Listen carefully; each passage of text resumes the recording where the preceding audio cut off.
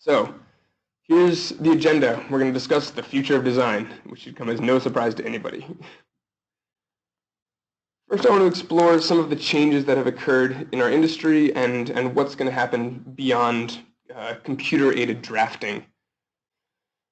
So a brief table kind of summarizing the way I think about the trends that have occurred. In the past, the tool that we had was a pencil, and one person would be, say one person was a designer drafter, and they had one day. You'd pay them 1 unit of salary, and the result would be literally a single page, right? In 1 day of drafting, perhaps somebody could produce a page of design, and we're just going to say this is our starting framework. These aren't exact numbers. I'm just trying to imagine, like, a starting place for design. You produce 1 singular page from 1 day of work from a draftsman. And then AutoCAD came along and changed things quite a bit. It now required maybe like 1.2 people to produce a drawing because we have a CAD manager, right? Somebody who had to kind of oversee the technology of the entire office. And so in the same day, you pay a slightly increased salary because you've got that extra CAD manager overhead to pay for. But the result is that you can have as many pages as you want. Suddenly you can just print dozens of them, and the sharing and distribution of the designs was much, much easier. No longer did you have to pay a cost for every single page of the design you wanted. And now with kind of new BIM workflows, we've got a similar idea. 1.2 people are working on a project to produce this drawing. And we have a BIM or VDC manager, virtual design and construction manager, instead of a CAD manager. In the same 1 day of time, you maybe have a slightly increased salary because these virtual design and construction managers, they are, slightly more specialized, slightly more technical. And the result is a similar, infinity pages. You can produce as many pages and views into your drawing as you want. But the extra thing you get is building data. And I think that's a really, really fundamental shift. We used to have drawings and everything was 2D, and then maybe we get a little bit of 3D modeled. If a particularly tight situation showed up in AutoCAD, you could go ahead and model it in 3D for yourself. But now the big shift with an actual BIM platform is we have building data. And building data is way more useful to us than just geometry. Building data can encompass a lot of things. So this is a definition of BIM that I'd like to read to you. Building information modeling is a digital representation of physical and functional characteristics of a facility.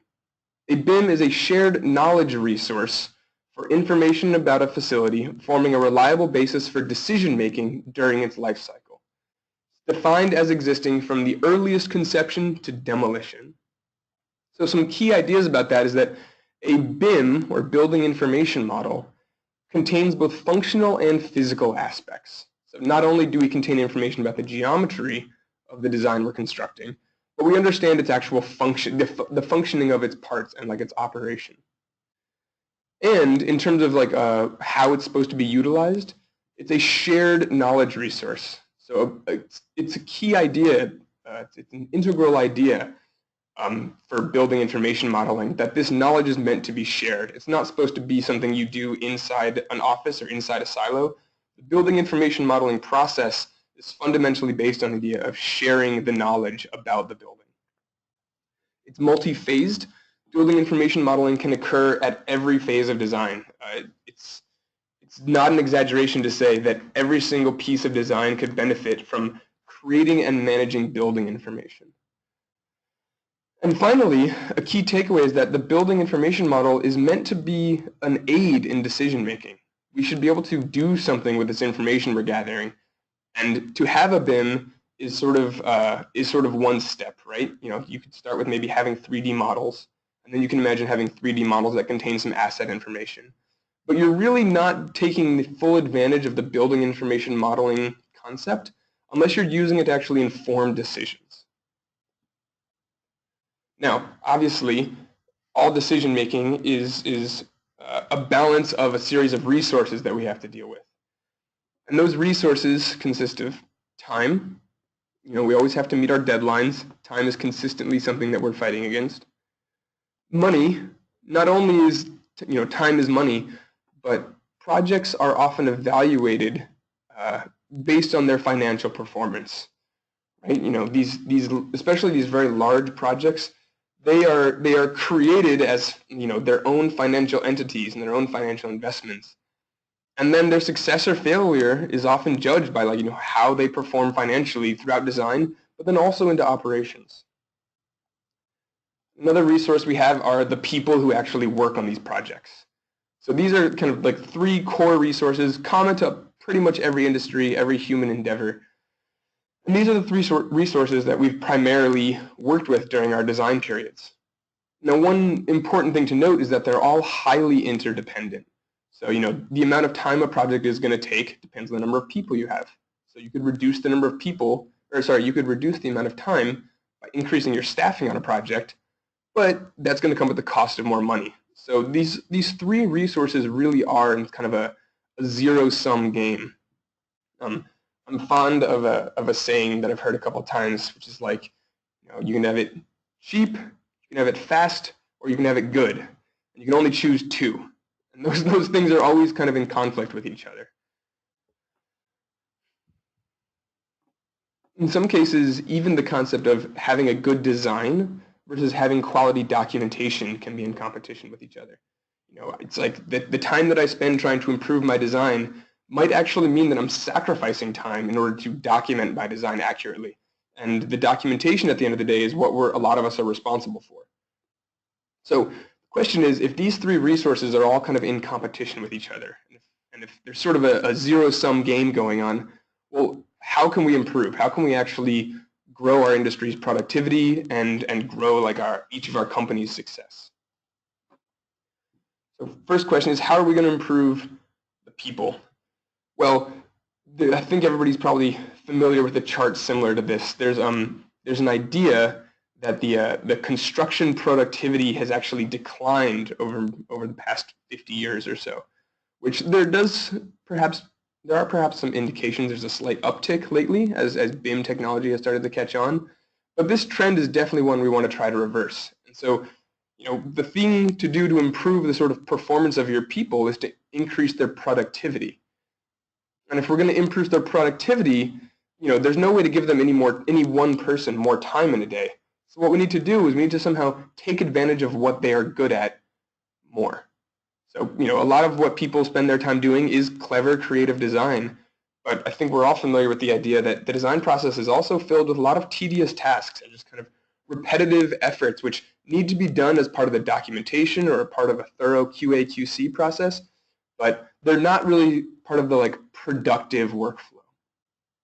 So if we're going to try to help improve the people resource that we have, we're going to try to look for ways to improve their productivity. Next, how do we improve the money? Well, BIM offers a really good suggestion for this, actually. Here we have what I think is a pretty clever graph, actually made by a company called Cupertino. And this graph shows a few different curves. First, I want to point out, see if I can activate my laser pointer. I want to point out the impact cost. So this is the advantage you get from actually producing a change. How much impact can you have with a design change? And then there's the cost of the actual design change. How much does it cost to make a design change? And so the x-axis here are the phases of design, and the y-axis is kind of when effort takes place. So as we see, as we go to later phases of design, the impact of design changes actually goes down. You can have less of an effect on a design. And the cost of those changes goes up, which is obviously to our disadvantage. Making design changes very late in construction is very, very costly. Now, the other 2 lines you see here are the traditional and BIM workflows. So a traditional workflow has the bulk of its effort during the approval and construction process. And that's when a lot of coordination occurs. That's when a lot of the final QA/QC process occurs in traditional processes. And then something that we're all familiar with are delays, RFIs that don't have easy resolutions, things that cause the schedule to kind of get bumped back and back. And those things have huge effort implications, and also they're at a time when changes are very expensive. And this isn't a change to better the project. This is a change just to make the project work at all. Now, part of the BIM workflow is hopefully to push a lot of that effort and push a lot of the sort of like volume of design earlier in the design phases. So the way we improve our financials on these projects is by making impactful changes and design choices sooner in the design process, here represented in this vertical line, because the sooner we make those changes, the greater the impact they have and the less they cost.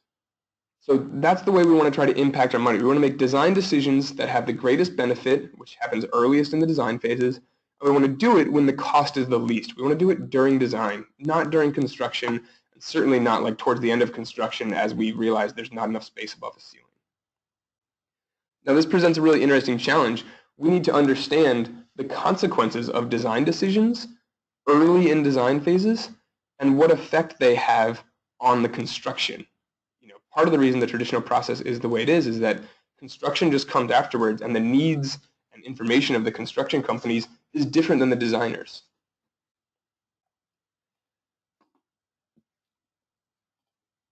Now finally, how do we improve our time? What could we do to make ourselves somehow get more time?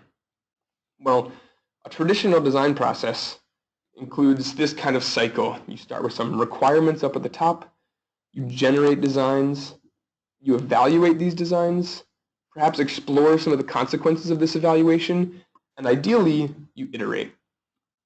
And the more times you can go through this cycle, the better. Now, schedules being what they are, obviously, we often can only go through this cycle once, maybe twice on a project. So the way to improve is to come up with a way that we can run multiple designs in parallel, or we can run multiple designs in series, or we just need to kind of expand our ability to create more designs. And I would suggest a big part of the way to do that is kind of goes hand in hand with improving people, improving their productivity. It's trying to get all of the tedious work that they would normally be responsible for get done automatically. And obviously the way to do that is to use a computer. The Autodesk sort of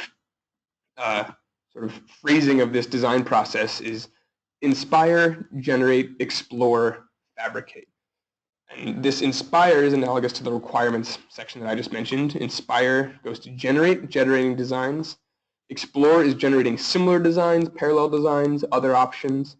And you go through this cycle. You continuously generate and explore new designs until you finally choose one and actually fabricate it.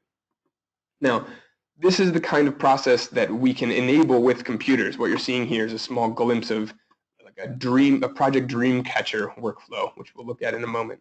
But first we want to talk about just the impact that computers are having. We want computers to do the heavy lifting, and they really are changing the way we interact with everything in our environments. So socializing has obviously been impacted greatly. Here's just a quick list of almost 100 icons that we're all way more familiar with, and these are all information sharing platforms, social platforms, different ways of communicating with each other that we never used to have access to, all thanks to the computer. Driving is being affected. The impact of computers is starting to reach out into the real world and actually affect like physical space in a way that it hasn't historically. And also the way we consume things, the way we consume products and information and data is changing drastically. Things like Amazon Prime and Netflix have really affected the way we get access to our products, the way we choose which products we're going to get next. And those things are all driven by data. Every suggestion that Amazon or Netflix gives you about what thing they think you might want is all coming from data they've gathered about you.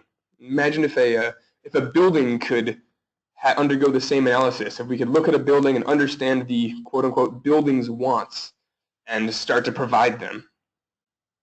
Now, these are things that the computers have already touched and are continually changing in our lives. But I think perhaps a more subtle thing is that design is no exception to this. Design is being affected as well. Design of different types and in different ways. I think probably, hopefully everybody's familiar with this platform here, Shutterfly. It's an online photo sharing tool, but also a photo album making tool. And this has made making these incredibly professional photo albums really, really accessible. It's incredibly easy to create like remarkably professional looking designs, starting from templates and starting from sort of like original concepts that have been made by some sort of professional designer, but still the product you get at the end of the day feels quite unique, and it feels, unique enough for our needs. Squarespace is an example of that same principle of design applied to websites. There are professionally designed templates and professionally designed kind of setups, but this is democratized website design in a way that's really interesting and fundamental. Now, almost anybody can have access to a very professional, highly functional website that they themselves had a hand in the design of. This is another example of how design of previously very niche things has been democratized. There's a website and a service called Prototypo, which is actually a font designing service. So you can log onto this website, start from some basic templates, and control every aspect of the shape of letters within a font. And this is the kind of thing that would have been incredibly niche. Like, nobody designed fonts for themselves 10, 15 years ago. That was, a graphic design profession's role. But now the tools have changed, and then our concept of what it means to design a font has developed to the point where we can actually take a bunch of rules and all of our like deeper professional understanding about what it means to design a font and encode those rules into a website and a design tool that's very accessible and very understandable by somebody who's, for all intents and purposes, not a font designer. Now, we do sacrifice some uniqueness in this case, but I would argue that the uniqueness that we sacrifice in these design tools is not really important to us. And to draw an analogy to buildings, not really a bad thing to give up some of this uniqueness. So for example, in building design, there's actually a lot that's common between all buildings. For example, nobody wants to redesign I-beams every time they design a building. There are many tools and resources and applications of ideas that are tried and true that we can apply to buildings over and over and over that are very well understood. They're very rule-based, and at this point we pretty much have a handle on how to apply the rules of design to the majority of cases. There's always going to be unique needs, and services like Shutterfly, Squarespace, and Prototypo, maybe don't allow for the needs of really advanced or really specialized users.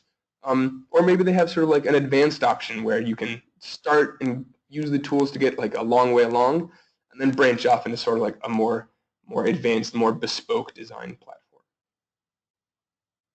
So if design is going to change, or if design is already changing in certain contexts, well, how is design going to change in our context? What's going to be the thing that occurs?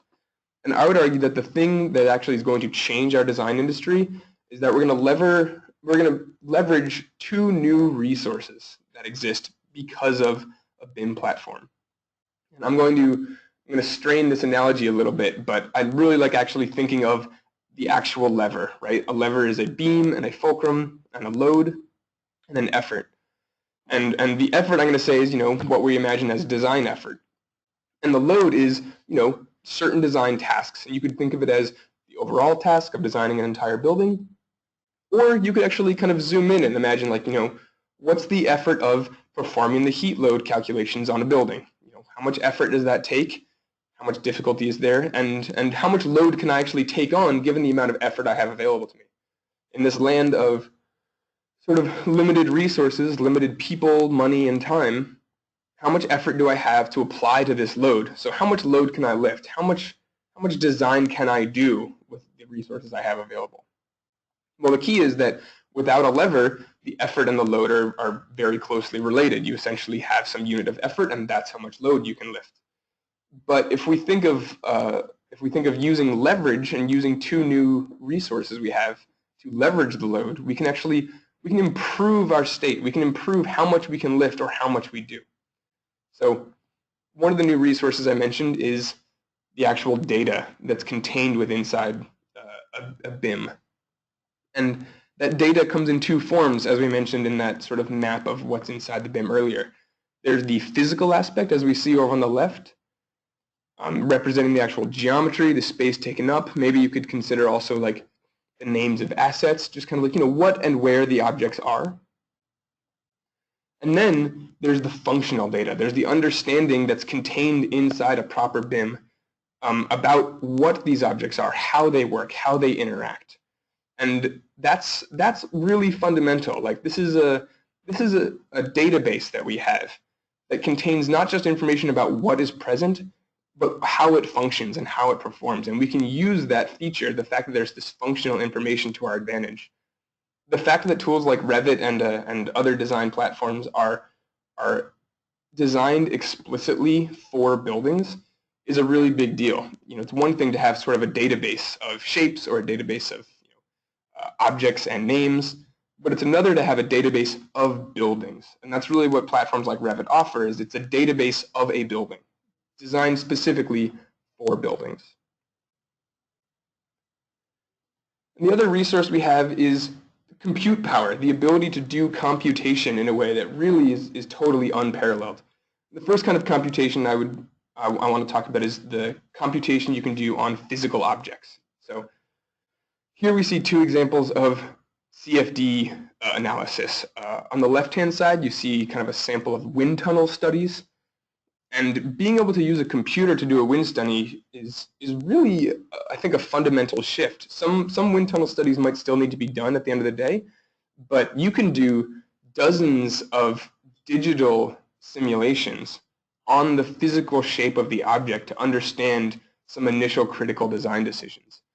And being able to kind of rapid prototype digitally and understand the physical operation of these things is really, really interesting and really, really powerful. It's opened up whole new avenues for design that previously were totally inaccessible. And then also, you know, on the right-hand side, we see doing a CFD analysis of the pressure inside ductwork. Oh, I'm sorry, it's actually the velocity inside ductwork. And so this is showing, you know, the high velocity and low velocity regions inside the same piece of ductwork under a kind of like steady state airflow, and understanding, all right, where do we have high velocity, where do we have low velocity?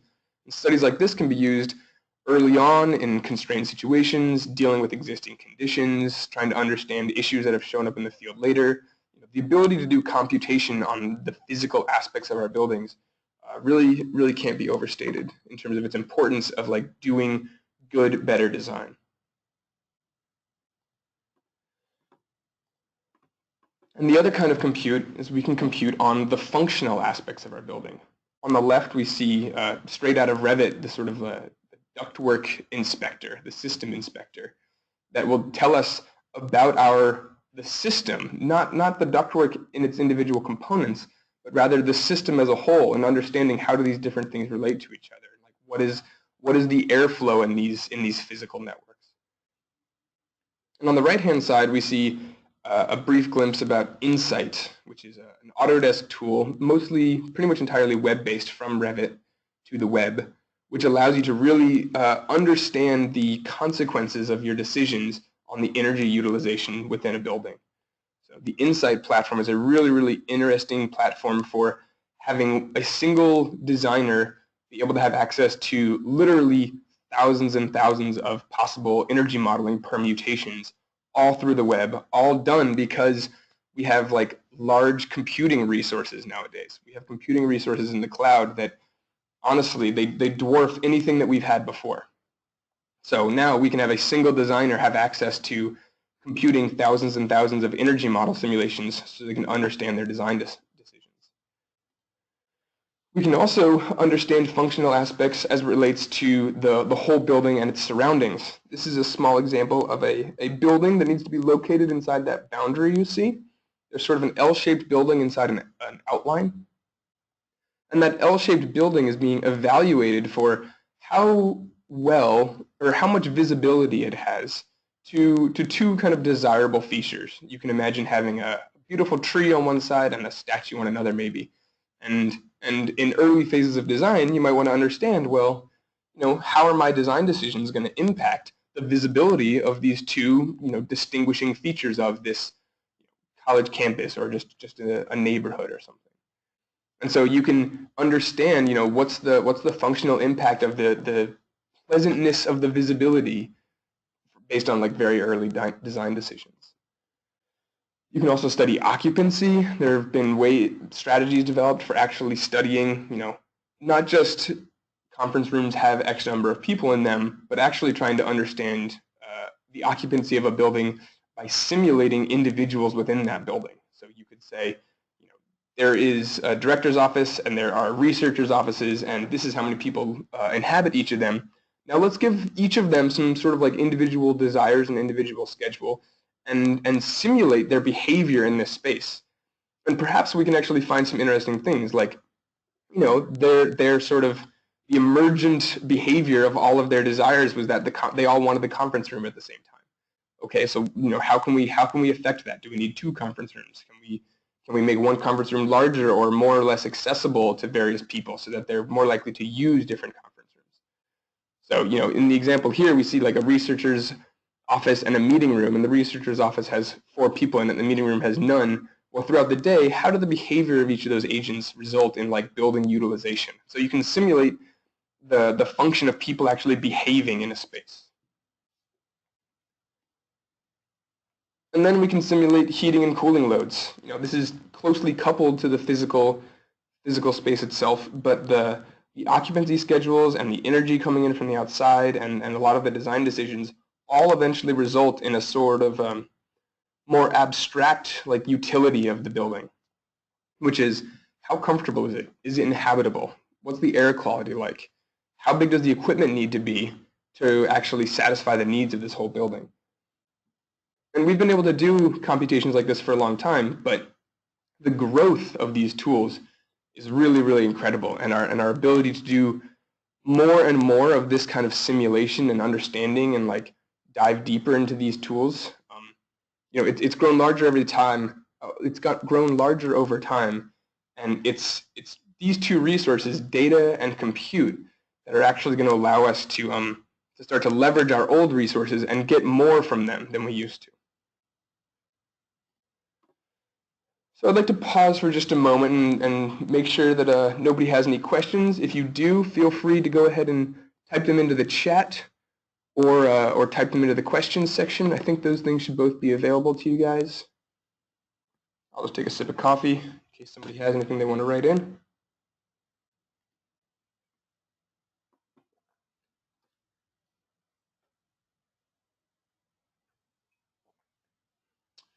Okay, looks all clear here, so we will proceed. So up till now, I don't think I've perhaps haven't shown anybody anything that's terribly new, nothing that people are really going to be surprised by. Data is affecting our lives everywhere, and the impact that computers are having is visible every single day. So what I want to talk about now is, what do I imagine the consequences of this are? What do I imagine the future looks like when we think about design? So there are 2 ways that a lever can work. A lever can either allow you to lift heavier loads or simply do more work. So when I say simply do more work, what do I mean by that? Well, to continue the leverage example or the leverage metaphor, 1 unit of work over here on the left-hand side is suddenly being transformed into 4 units of work on the right-hand side by using the data that we have in our model and the sort of compute power that we have available to us.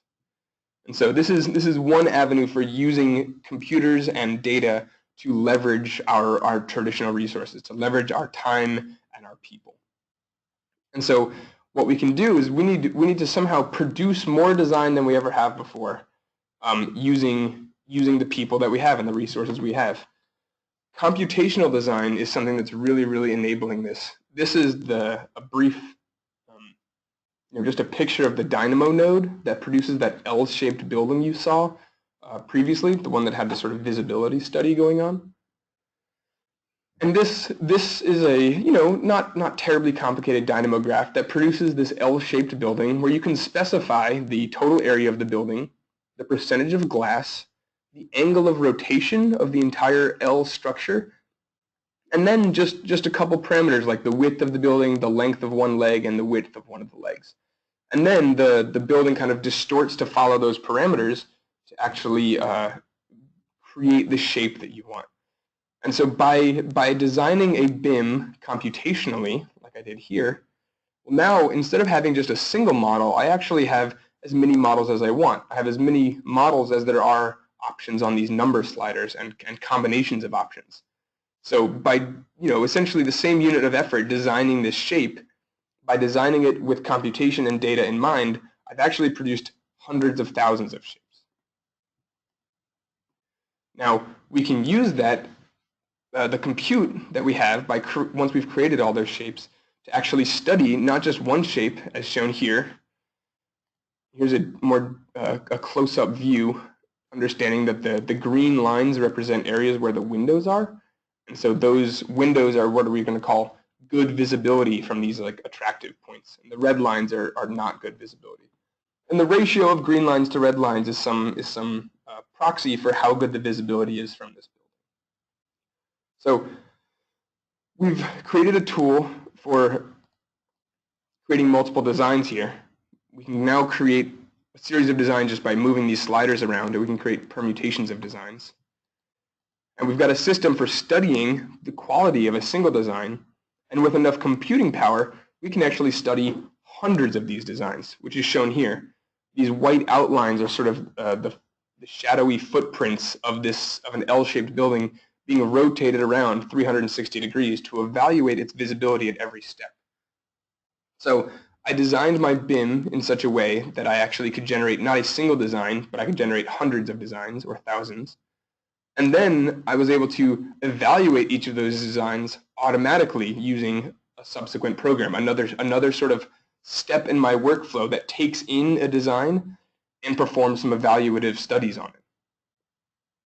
Now, if I'm using data and computers to both generate and evaluate my designs, I'm going to produce immense amount of data, truly immense amounts of data very, very quickly. And once we have those, we need to be able to manage the data throughout our process. And that's something that historically we've not been terribly good at. But I think that we'll be able to find ways to present what are called data drops throughout the design process. So the design process is made up of these multiple phases, and each phase of design often has some output or some sort of like endpoint. And that's, for example, at the end of the planning phase, there's a report that's issued. There's perhaps some really rough spec or draft spec that's created, and there's probably a presentation done. The initial planning phases have been undergone. This is what we intend to design and proceed with. And often, what happens nowadays is you basically then you start designing the building almost from a blank slate. And a similar thing happens when you move from design to construction, but this time it's even worse.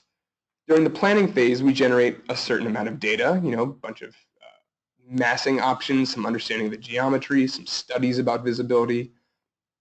But the amount of data is really not so great. But then from design to construction, we produce a ton more data. We, in this graph, and I would argue probably, which is probably true, we produce twice as much data during that period. Because now designs have a lot more detail. The BIM is filled with a ton more information.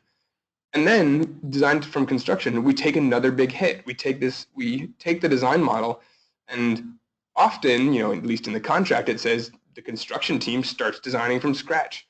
Maybe they take the design model and they get something from it, but some of it's maybe not actually useful to them. It's not in the tool that they use, or the information that's contained inside is not the format that they're accustomed to, and there's no way to kind of transform that. And so they have to kind of redo a lot of work. Now, then the construction phase continues, and here we have another really big growth in the amount of data that's contained inside all the design information. Not only do we have kind of the idea that there's a VAV box, or the idea that there's a curtain wall system there, but we have an understanding of every VAV box, exactly what type it is, where it was installed, make, model, manufacturer, the operating parameters, the control schemes that have actually connected to it. And there's a ton of information at the end of the construction phase, which, once again, if not gathered and carefully managed, we have this huge data drop where the construction company finishes their buildings, and often traditionally drops a bunch of PDFs off on the building managers and owners, who are then responsible for gathering that data together again, trying to make sure they understand the building as it was built, as opposed to how it was intended to be built during the construction phase. And so we have this big data drop, partly as a consequence of the tools, different phases of design using different tools, and different tools not knowing how to communicate with each other.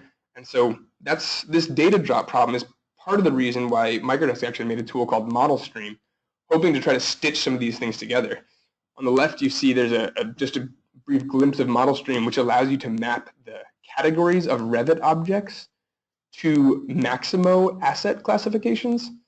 And this is supposed to solve the issue of going from a construction model to a Maximo or a building operation model.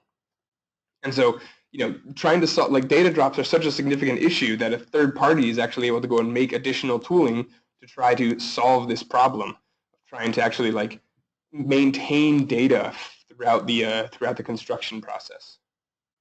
Now, this is going to become an even greater issue as we start to leverage our data that's in our BIM and our computing power to actually produce more designs than ever before.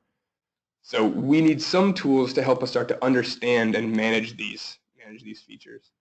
This is a brief video or brief GIF from the Autodesk Fractal project, actually. And they're using the cloud to generate, similar to what was shown earlier, they're using the cloud to generate multiple design options, all done with the cloud. This is all through a web interface. And you can generate ideas one at a time, or when you click that generate button, you can see a bunch of designs generated automatically. And so as we do more and more and more, we're going to partly leverage our tools to do more and more designs, producing simply more designs per person per day than we ever have before. And that's going to create a lot of data that we need to manage and we need to understand. Now, the other way that a lever can be used beyond producing more work is to actually do work that would have previously been impossible. And so here, you see a lever at work helping a person who could never have lifted that rock on their own, actually lifting up a rock using a lever. And I would argue that using BIM platforms is what allows designers to create things like they did at the Albar Towers. This was recently featured in a Autodesk Redshift blog article. And these towers are designed with these really incredibly intricate automatic facade skins. So there's a glass curtain wall underneath a second skin that is able to actually open and close each of these kind of small panels that you see inside here. And these small triangular panels open and close in response to sunlight. Now, if you did not have the ability to do building simulations, and if you did not have the ability to model the control schemes for these things, or if you weren't able to model the impact on the energy savings by having this active facade, I would go ahead and venture that none of this would actually be possible. If we weren't able to simulate the impact that our design decisions were going to have, we wouldn't be able to make such bold decisions as having this active facade that actually responds to sunlight and has sensors embedded within it so it can respond to its environment. So having access to data and computation allows us to create designs that really wouldn't be an option because it allows us to leverage our resources so much more effectively. We were able to understand so much more about this design with the same number of people and therefore the same amount of money and still meeting a schedule because of the fact that you're able to take advantage of computers and data and actually understanding a design more fully through the interaction of those two new resources that we have. Now, to continue the line about being able to make decisions, the decision making is being made much, much easier by things like virtual reality. Trying to understand a blueprint or just a CAD drawing is a skill unto itself. And for many people, trying to make decisions based on 2D drawings that are supposed to represent million-dollar 3D assets can be really challenging. And I think we can all agree it probably comes with a certain amount of trepidation. It's very worrisome to make a $200,000 decision if you're having trouble visualizing the consequences of that decision. Well, because we have so much stronger computers and because we have so much better data gathering and acquisition and management tools, we can actually turn all of that data into a very immersive experience where the decision can be made much more confidence, right? Is this lobby feature important to you? Well, let's see what it's actually like. Let's see what happens if I make this space smaller than you might actually think is comfortable. But if you can experience it in virtual reality, you might be a little bit more willing to kind of take a gamble because you've experienced it and you've seen kind of the actual impact your decision is going to have. Now, imagine coupling that with being able to operate in pairs instead of making decisions solo inside these virtual environments. The collaboration platforms are going to start coming online where you can actually collaborate in virtual reality to together gain like a joint understanding of the consequences of your decisions. And if we're going to start focusing on decision making, we really can't mention, or we can't avoid mentioning the Insight tool again. The AIA has put out what they call the 2030 challenge to architectural firms, which is roughly a goal of having all buildings designed by those architecture firms being net zero in terms of their carbon production or energy utilization. I forget exactly which, but they're trying to create all net zero buildings by 2030. Now, if you're going to create net zero buildings, you need to make design decisions from the very, very beginning that are going to help you to reach that goal. Net zero buildings are much more achievable than they ever were with the decrease in the price of renewable energies and also just the improvement of the efficiencies of equipment. But net zero buildings still require a lot of smart design decisions very early, and you need to understand possible advantages to other choices, and Insight's allowing us to do that.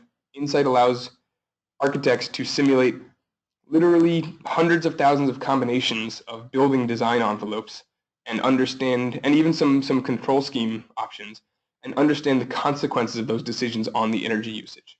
And by having access to that kind of early information, they're able to really tailor their design from the earliest design phases with sustainability in mind. Energy modeling and energy simulation is a huge part of developing net zero buildings and even just like sustainable, modestly efficient buildings. Energy modeling has been shown to have a huge impact. And energy modeling wouldn't be possible without really leveraging the building models that we create and taking advantage of the fact that we have such powerful computers. So what does the future look like in my mind, in kind of a summary? We're going to have much more connected workflows. No longer is it going to be acceptable to have data drops throughout the entire process. This is just kind of a diagram of what I imagine a connected workflow could be. I'm going to try to switch over to actually showing this model inside Dynamo if I can. Let me just make sure that you guys are all seeing the Dynamo view I want you to see. Okay, looks like you are. So this is a sketch Dynamo thing. This is not an actual functional script. But the idea that I'm trying to illustrate here is that you can imagine an entire building's workflow as being sort of made up of component steps. The owner requirements get developed. You develop some conceptual designs from those owner's requirements. Maybe you develop a handful of them. You evaluate these designs, and with some evaluation in hand and the original concepts, you could imagine the operation of designing an entire design space. I want all these different permutations and options to be designed for me by the computer.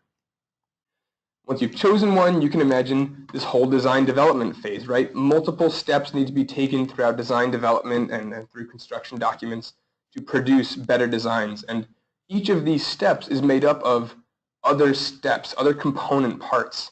So for example, documenting the design is a step inside of the furthering the design process. And so is a QA/QC process. So each time we further design a little bit, we need to do some sort of checks to make sure that the design we're creating is meeting the goals and the requirements that we have, and also matching the standards that were originally set out as part of either the architectural practice or the standards of like the government agencies involved, with codes and things like that. So each of these component parts of a step make up part of like the larger workflow, all the way down to construction documentation and producing new drawings, new data from the original design model that's going to be useful in construction. And then that construction documentation can go to facilities management models. It can also go to like fabrication tools. What are the instructions we need to give to the robots that are in the field? So that's just my little thoughts about kind of connecting workflows together and imagining the way the data flows throughout an entire design process and how it's made up of these component steps. But together, the design workflow is sort of, in the future, one continuous thing that starts with owner's inputs and continually gains more insight and detail throughout the design process. So connected workflows also mean that we can design to build. If we're going to start doing more of our design earlier in the design phases, we're going to put more effort into those early design decisions. We need to make sure those early design decisions are still commensurate with like actual building processes, whether those be traditional fabrication methods, the newfangled 3D printing strategies that are starting to be developed even for building designs, or even just designing with the end construction worker in mind. If we know that somebody has access to a bricklaying robots, like perhaps we've all seen some videos of, well, those bricklaying robots mean that maybe we can use brick facades a little bit more than we used to. It can actually kind of impact our design decisions very early on if we're always able to understand the consequences of our early decisions all the way down the workflow. So what else does the future include? Common data environments is a term that's thrown around, especially by Autodesk and other design companies or design software companies. And the common data environment idea is really just that if data is going to be fundamental to our design process, which it's becoming more and more so, we need to have some way of the data being able to move easily from one place to another. There's too much friction right now trying to get the data that we need from place to place. And so a common data environment is one that would be able to house data in all forms, but be able to kind of show individual users just the data that's important to them. For example, just the data they need to design, or just the data they need for fabrication, or maybe just the data they need to visualize to understand some property of the building being created. And those common data environments almost certainly are going to live in the cloud. There are so many advantages to having cloud computers. Not only do you have way more computing resources than you could ever ask, but the cloud as a resource is something that can be shared much more easily than trying to pass data back and forth between local area networks. So with a common data platform, you can have a project like Autodesk Forge, where they're trying to really expand the cloud capabilities for sharing, collaboration, and also for actual design. So once we move all of our BIM into the cloud, we can start to operate on that building data using all the advantages that the cloud compute platform has to offer. And Autodesk Forge is really, I think, just the beginning of starting to expand our possibilities of doing design in the cloud, really taking advantage of moving our data into an environment where we have immense computational capabilities. And finally, what does the future look like? Centaurs. And what I mean by that is not the Centaur that you're thinking of, perhaps, but rather the Centaur I've mentioned in a previous webinar, which is the merging of humans and the computers they work with, and actually having computers and humans work together to do designs. I first heard the term Centaur used to describe chess matches, actually. Currently, the best chess teams in the world are a human and a computer working together. And they are called Centaur matches, sometimes, or Centaur tournaments in the chess world. And so, the best chess computers in the world can beat the best chess humans, but a human and a computer working together to play chess currently produce the best possible games. And I think that humans and computers working together, where the computer takes over the things that it's good at, and the human keeps a lot of the critical thinking and decision making that it's good at, those are going to be what produce the best designs in the future. Some examples of Centaur use that already exist are generative design and design space engineering, which I've alluded to a moment ago. So generative design is using the computer to produce many functional options. This is the Project Dreamcatcher video showing bicycle designs all produced by a computer given just a set of requirements. Another form of generative design is the space plan generator, produced in, I believe, conjunction between Autodesk and Perkins and Will. It's a totally freely available package on Dynamo that, given a set of requirements and a building outline, can actually produce novel floor plan layouts entirely just with that information. And it doesn't just produce one, it produces thousands of them, which you could then proceed to evaluate. And if we're going to generate all these designs, we need some way of understanding them. And that's where things like the design space engineering, this idea of creating a set of designs and understanding how they relate to each other and the consequences of various decisions, really starts to have kind of an obvious impact. This is, a computer generating a lot of options, evaluating all of them, and then this Design Explorer tool allows a human to go and understand the relationships between the decisions they make. You can kind of isolate different horizontal or lines that run from left to right in that graph, and those are all individual designs, and you can navigate this design space, this like complex set of choices that you have to understand the trade-offs that you make when you make design decisions. So the punchline of the Centaur man and machine hybrid is that in a workflow like this, we need to start letting the computers do what the computers are best at. So who knows which steps they are, but perhaps it's that design space engineering. Well, we need to let the computer take over that part. And maybe there's a period during the design development where the computer is really well suited to the task. Something that comes to mind is like numbering doors. In my opinion, numbering doors should be a fundamentally solved problem in this world. So perhaps there are pieces of our design development and design documentation we can actually let the computer do for us. And in a common data environment, maybe even construction documentation.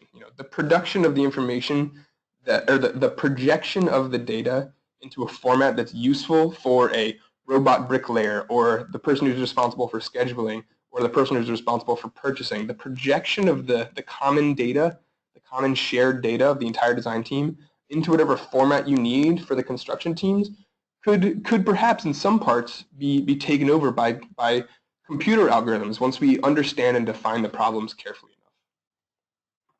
So in short, the future of design is deeply, deeply connected teams, not only teams of humans, but also teams of humans and robots, which is a bit of a silly picture, but I really think that the future of design is finding the areas where humans can be best leveraged as critical thinkers and decision makers in the process, and letting computers deal with a lot of the quote-unquote heavy lifting of producing vast numbers of designs and evaluating vast numbers of designs and trying to really understand the consequences of our designs better than we ever could, all while being connected to our data, connected to our teams, connected to each other throughout the design process. So that is the presentation about the future of design. Feel free to contact us with all this information here. And please, if you have any questions, just type them into the question place or type them into the chat. More than happy to address anything.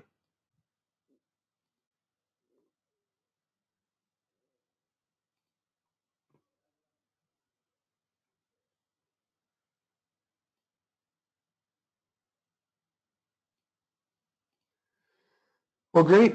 I don't see any questions popping up. I'll leave this open for a little bit longer, but in case if nothing else comes up, thank you all very much. I hope you learned something, and I hope this framing of sort of where design is going and how we need to start thinking about our design process is a little bit useful. If you have any other thoughts, do just reach out to Microdesk and let us know. Thank you very much.